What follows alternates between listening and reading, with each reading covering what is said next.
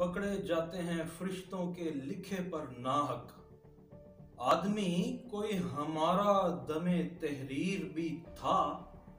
और जिन मुल्कों में रूल ऑफ लॉ नहीं होता, कानून की अमलदारी नहीं होती, सुपरमेसी ऑफ लॉ नहीं होती वहाँ पे, और अदालतें आज़ाद नहीं होती, तो वो मुल्क, वो कौमें, वो गुलाम बन जाती हैं। और सद शुक्र खुदा का कि हमारे मुमलकत खुदादाद पाकिस्तान में अदलिया अदालतें आज़ाद हैं और आज़ादी से अपने अमूर की अंजामदही में मसरूफ़ अमल हैं। और सद शुक्र कि हमारे यहाँ सुपरमेसी ऑफ लॉ है और अदालतें आज़ाद हैं, वरना हम भी ना हक ही पकड़े जाते और मातूब ठहरते। मगर सद शुक्र अल्हम्दुलिल्लाह कि हमारी अदालतें आज़ाद हैं। अब देख लीजिए, 2 रोज़ कबल सुप्रीम कोर्ट ऑफ पाकिस्तान में एडमिनिस्ट्रेटर कराची मुर्तज़ा वहाब ने सियासत बिगाड़ने की कोशिश की, सियासत करने की कोशिश की, तो सुप्रीम कोर्ट ऑफ पाकिस्तान ने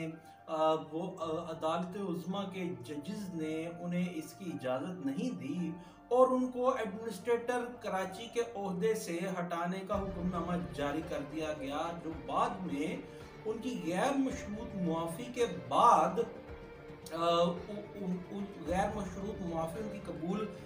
करके उस हुक्मनामे को मुअत्तल किया गया। तो इसे कहते हैं अदालतों का आज़ाद होना, रूल ऑफ लॉ और सुपरमेसी ऑफ लॉ। और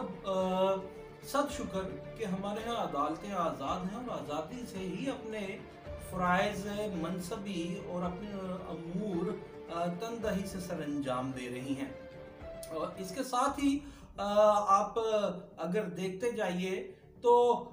कई ऐसी मिसालें मौजूद हैं, जैसे अभी मुर्तज़ा वहाब साहब की आपको बताई, इसी तरह साद रफ़ीक साहब को सुप्रीम कोर्ट ऑफ पाकिस्तान में सरजनिश की गई थी कि उनके रवैये पे खोखर बुरादरान को की गई थी। श्री मज़ारी साहबा को और फवाद चौधरी साहब को भी वहाँ तलब किया गया था और उनकी भी सरजनिश की गई थी। इसी तरह अगर माजी में देखें तो इमरान खान साहब जब लाहौर हाई कोर्ट में पेश हुए थे, जब वो एक उभरती हुई अपोजिशन थे, पाकिस्तान मुस्लिम लीग नून का दौरे हुकूमत था, तो उनके साथ जो मॉब और हजूम आया था, तो लाहौर हाई कोर्ट के जो वहाँ पे आराइशी गमले थे वो गिर कर के टूट गए थे उस हजूम की बदनज़मी की वजह से। तो वहाँ भी एक लाहौर हाई कोर्ट के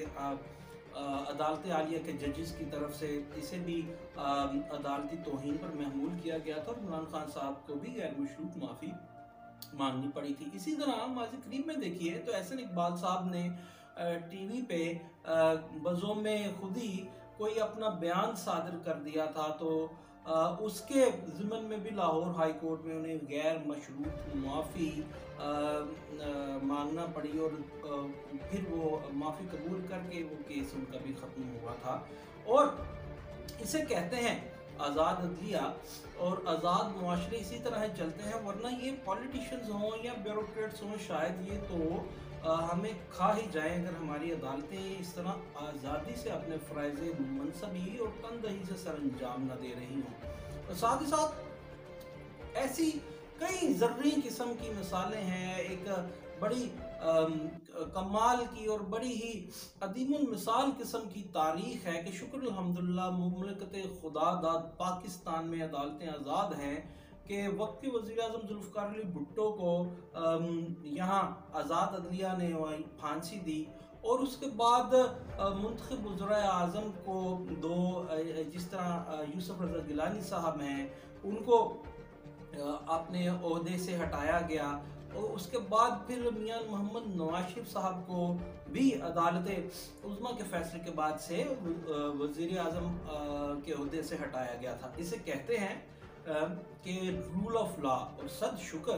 कि मुमलकत खुदादाद पाकिस्तान में अदालतें आज़ाद हैं, निज़ाम अदल आज़ाद है, इंसाफ आज़ाद है,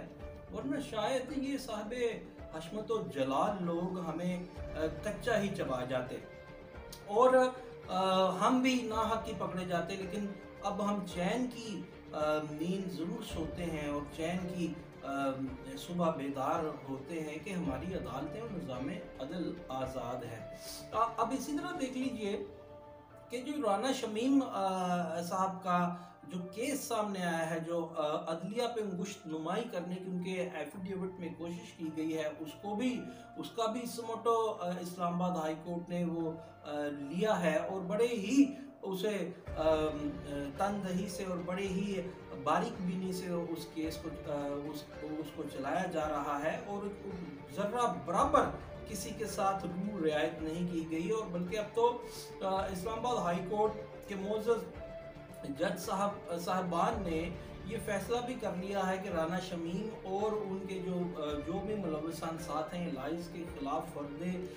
جرم عائد کی جائے گی کہ انہوں نے عدلیہ کو بدنام کرنے کی ان کے اس ایفیڈیوٹ نے بیان حلفی نے کوشش کی ہے۔ اسے کہتے ہیں کہ عدالتیں آزاد ہیں، اور میں پھر سے کہتا ہوں کہ صد شکر ادا کیجئے آپ لوگ بھی کہ مملکت خدا داد پاکستان میں عدالتیں آزاد ہیں۔ کوئی کتنا بھی صاحب حشمت و جلال کیوں نہ ہو، قدر و منزلت والا کیوں نہ ہو، روسا کی صف میں کیوں نہ ہو، ہمارا نظام عدل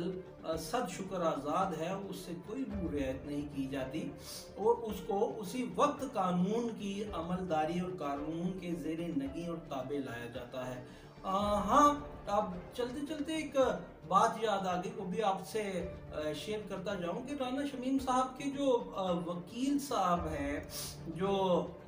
عبداللطیف آفریدی صاحب ہیں، انہوں نے یہ کہا ہے کہ جناب اگر ہمیں یہ غیر مشروط معافی نامہ سلف نامے کی بابت